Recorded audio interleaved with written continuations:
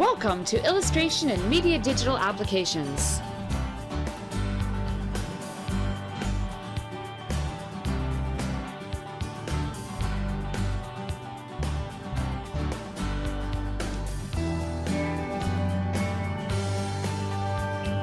This is Module 3, Unit 3.4, the Follow Me command. Today, we're going to be using the Follow Me command to create trim elements. We'll be learning how to create accessories using the Follow Me command. I'm Sherry McKinley. Let's get started.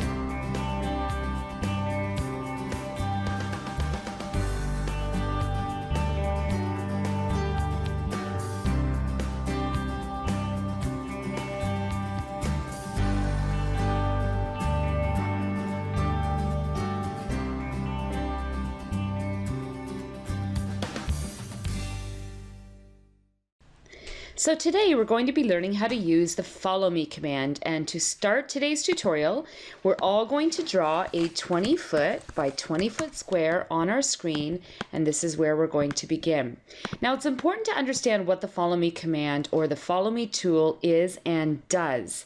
What it basically is a push-pull tool that enables you to push-pull on a continuous path, whether it's curved or turns corners, or whether it's a shape, it will push-pull around a path. So what it requires is a two-dimensional surface that is perpendicular to a path. Now let's try something together. This will make more sense.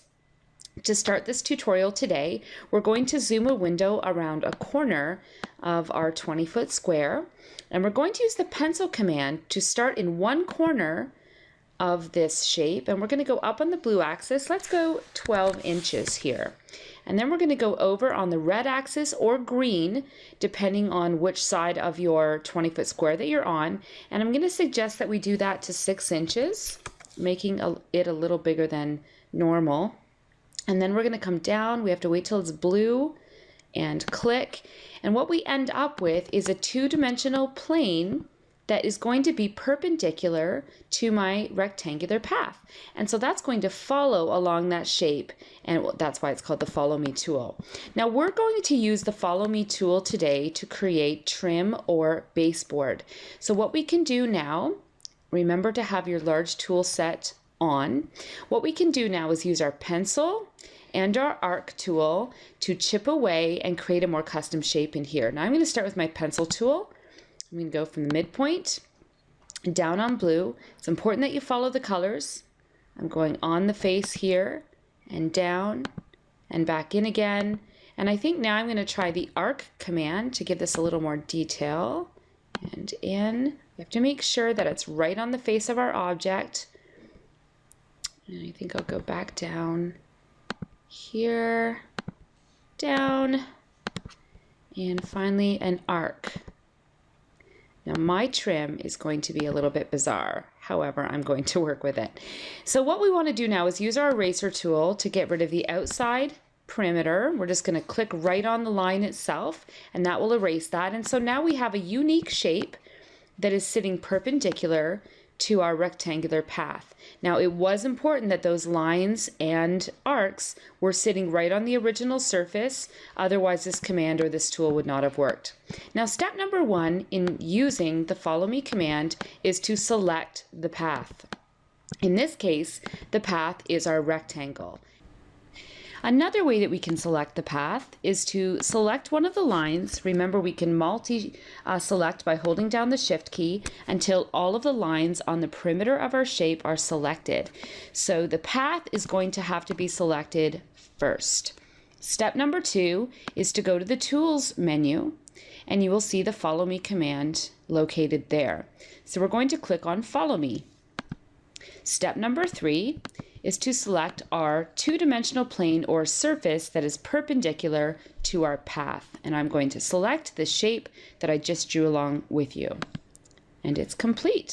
You'll notice how that two-dimensional plane will follow the path of the shape and complete the entire perimeter and gives us a baseboard along the bottom.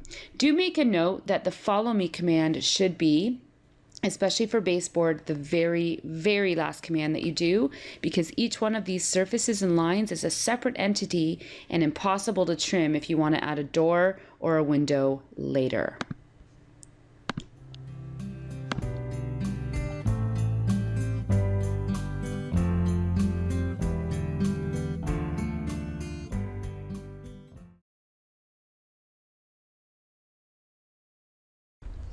Next, we're going to use the follow me command to draw a shape and have it follow a circular path.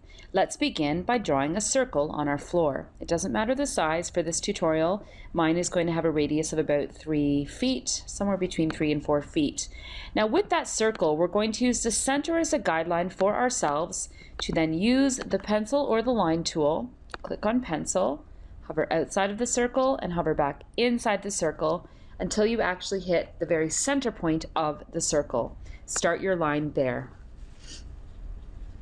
Make sure you're drawing on the blue axis and click, and then we're going to go along the red axis or the green, whichever direction you're on, and click straight down on the blue axis and click, and back where we began.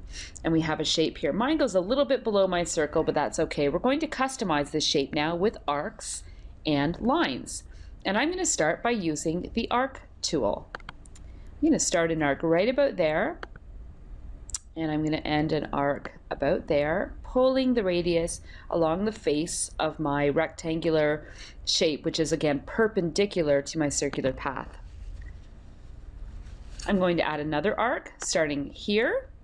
I'm going to the other corner and pulling it out. I'm going to keep adding some arcs here. And I'm going to do one along the face as well. Make sure it says along the face. And finally, I think I'm going to have a line go there, maybe there, and then back to my starting point again. Now this gives me the opportunity to use my eraser tool to erase the additional lines, clicking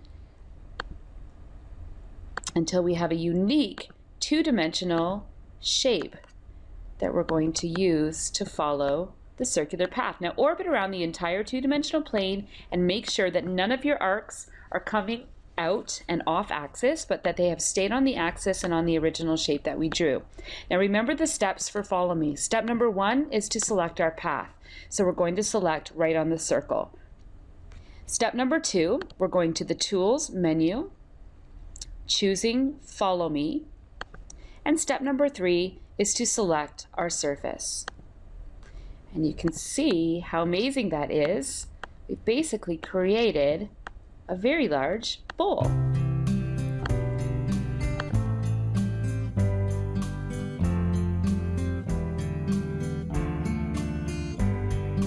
The Follow Me tool needs two things to work: a shape and a path to pull the shape along. The key to being effective is using your imagination as to the path and shape. Look at some of these examples to get some ideas.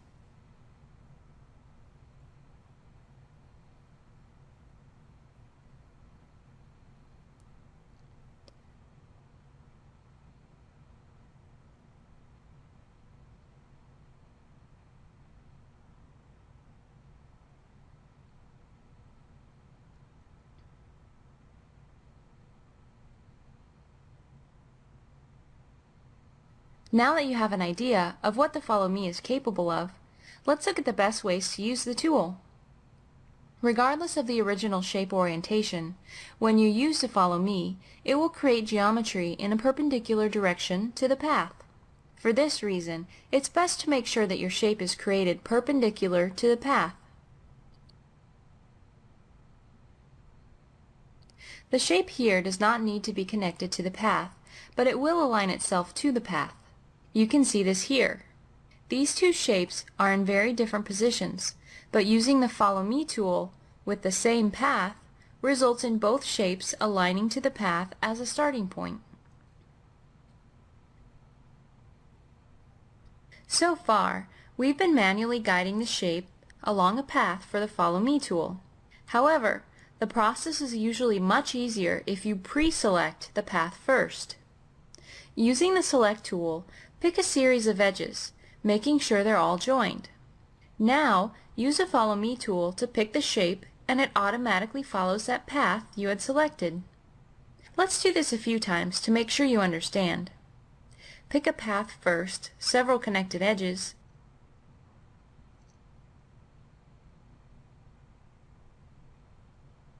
then select the Follow Me tool and click on the shape to use Follow Me. Another way to pick the path first is to select a single surface. This surface exists because of the bounding edges, so we can select this one surface to effectively select all the edges. Now, use the Follow Me tool on this shape to have it follow the edges of the surface. Select the surface, then use the Follow Me tool to click on the shape. Here's one more way to work quickly with the Follow Me tool. When you need to follow a surface as we've been doing, you can also use a modifier key to work quickly. Use the Follow Me tool to start pulling a shape. Hold down the Alt key or the Apple key on a Mac and click on the surface you want to follow along. That surface is used for the Follow Me path. Now let's look at using Follow Me to create lathe shapes. Remember the two key ingredients, a shape and a path? Combining different shapes with different paths makes for very powerful and fun combinations.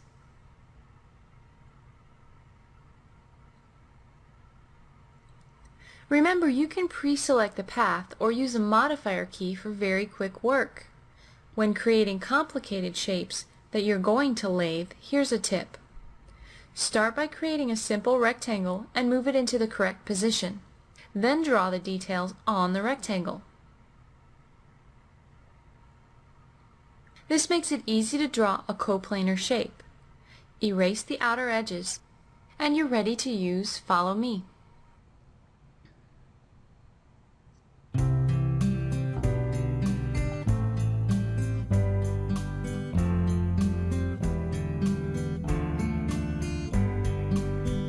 Okay, we're going to start online tutorial 2. So to do that, let's open up a brand new SketchUp drawing so we can start from scratch. And what we'll do now, just for the sake of consistency, is we will go ahead and draw a 20-foot by 20-foot square on our screen. And we are going to do an offset to this shape. So let's go ahead and choose one of the lines, hold down the Shift key, choose another line, and finally the third. And we will go to the Tools menu and select Offset. Pick Once and Release on the inside of the square and hover your mouse and type 6, Enter. Now let's go ahead and push-pull these walls, click, hover, and type 10 feet, Enter for this tutorial. Now we're ready to draw some moldings. Now for this online tutorial, we will be drawing some moldings in this room for crown and for baseboard, as well as drawing an object that we're going to bring into the room later as a component. So to begin, let's zoom a window around the left-hand side of our screen, and using the pencil tool, we're going to start at the bottom endpoint, click, hover. We're going up 12 inches for this tutorial, 12, Enter. And from that line and endpoint, we will click, hover in the red or green direction, and type 2, Enter. And straight down again on the blue axis, we will finish this shape off soon as it turns blue and click. And now we have a perpendicular surface to our wall. I'm going to let you choose any sort of form and shape that you would like to use by using the pencil tool and the arc to create a great profile edge for a baseboard. So I'm going to go ahead and start to do that, and you can do the same. I'm doing a line. I'm then going to do a little arc, click an endpoint, and I'm going to arc to the inside. Then I'm going to do another line, and then another arc, and I think another arc, this time going in, and finally a line, and perhaps just a quarter round at the bottom from here to here and pulling it out. Now, of course, then we use our eraser tool to erase the excess that we do not want to have there. And we'll get rid of that as well. So now we have a two-dimensional profile that we can use to do our follow me command. Now, because we don't have 4 walls on the space, we are going to start the follow me command by selecting this line, the back, and the side without doing the front of the space. So go to your select tool, click on the first line of the base of the wall, hold down the shift key to multi-select the second and then the third. Next, we zoom a window so we get a little closer to our form or two-dimensional shape. We're going to Tools and then Follow Me, and we'll select our base.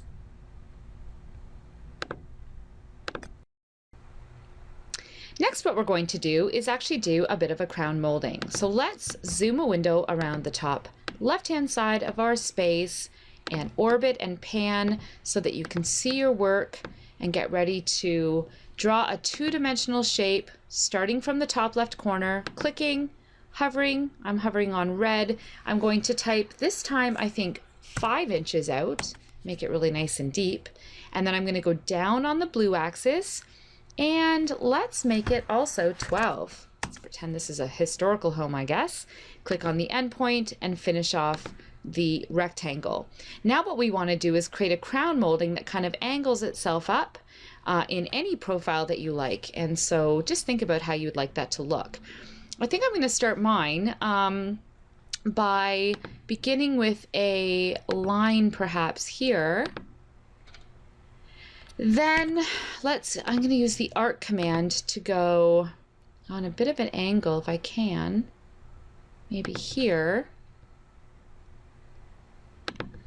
and using the line command again on an angle. As long as it's on the face of the object, we should be good.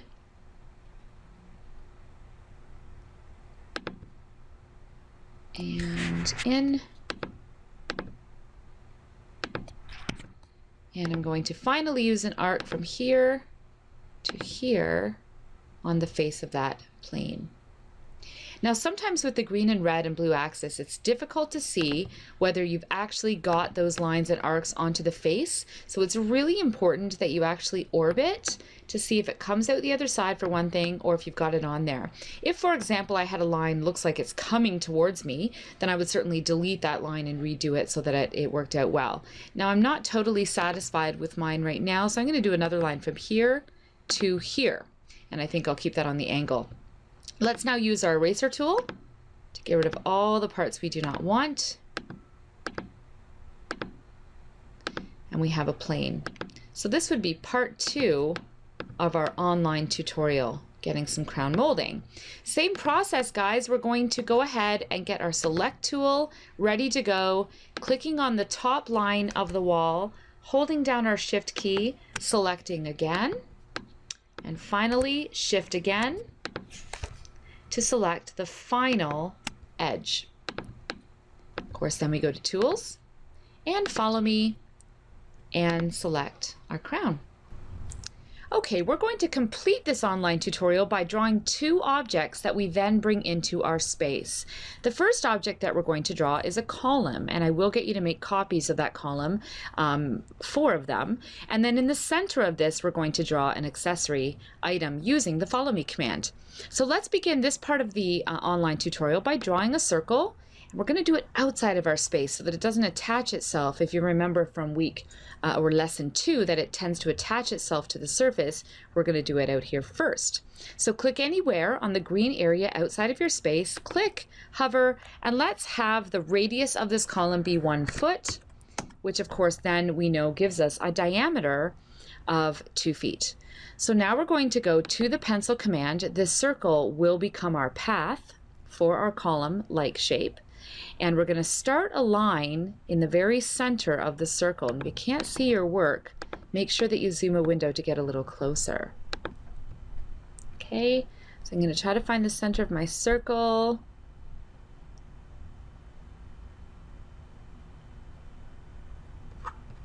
It's difficult sometimes because we have to go outside of the circle and then come back in sometimes before we're able to snap to the center of our circle.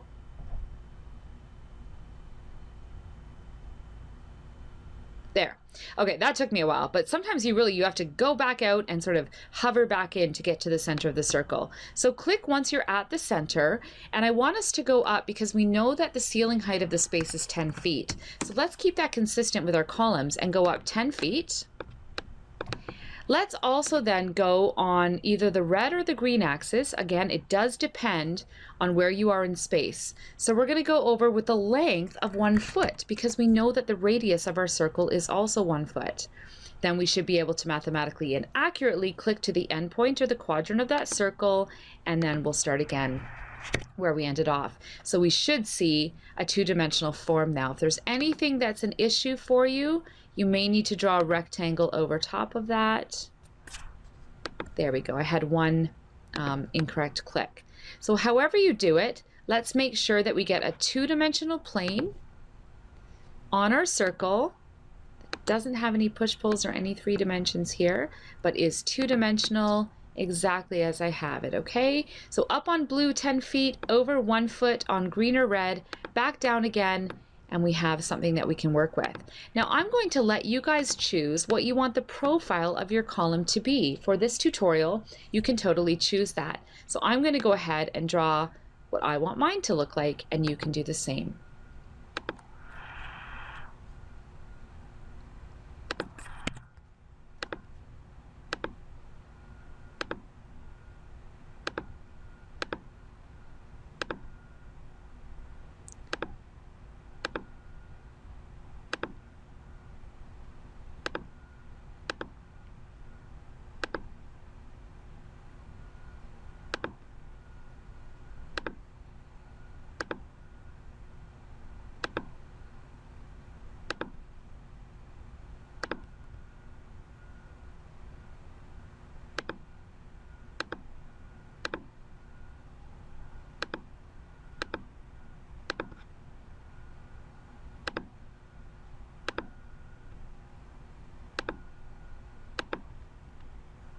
When you're done with your profile, of course, we select our path first, which is the circle.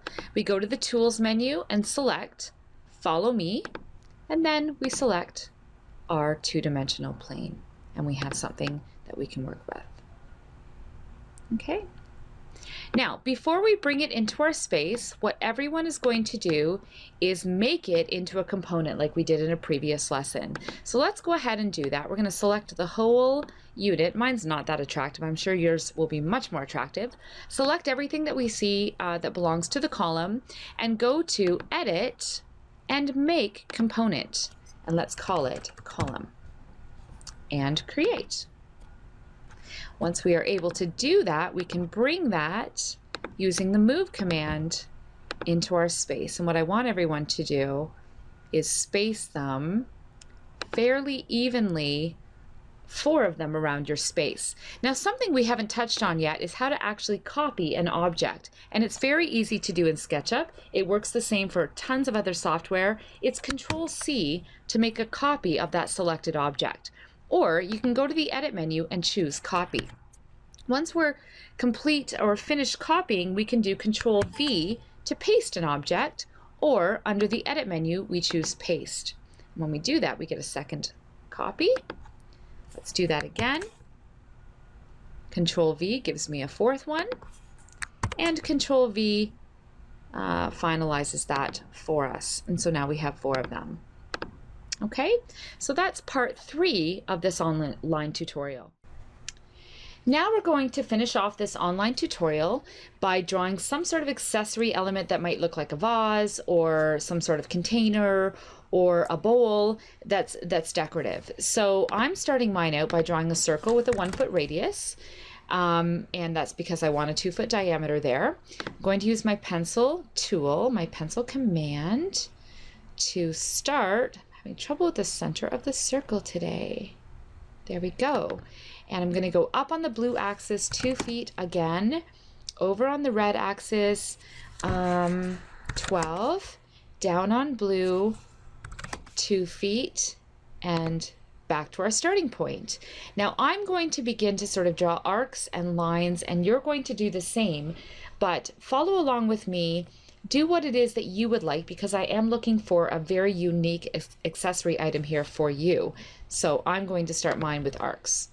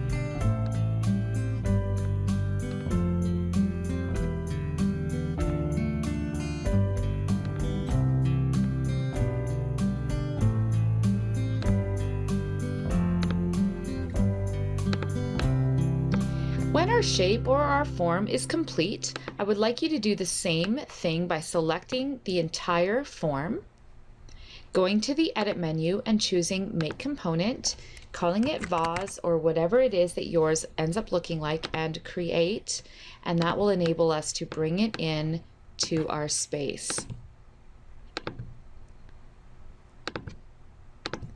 Now for this tutorial to be complete and submitted, I would like for everyone to then use the paint bucket command to give the space some finishes. So I might go to wood initially, and I'm going to choose a wood finish there, and then I'm going to choose some colors for my walls.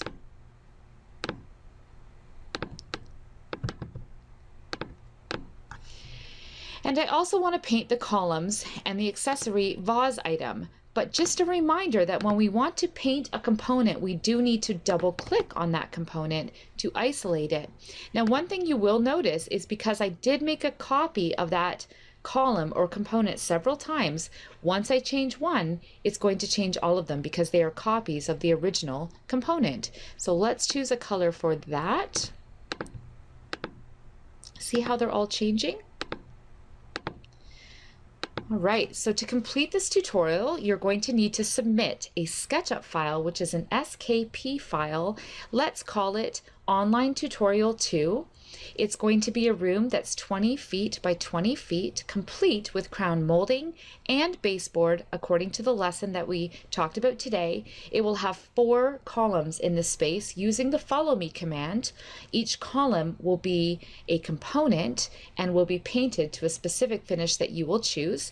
And it will have one accessory item like a bowl or a vase in the center of the room that will also have a finish that you could choose. You might want to try glass for practice.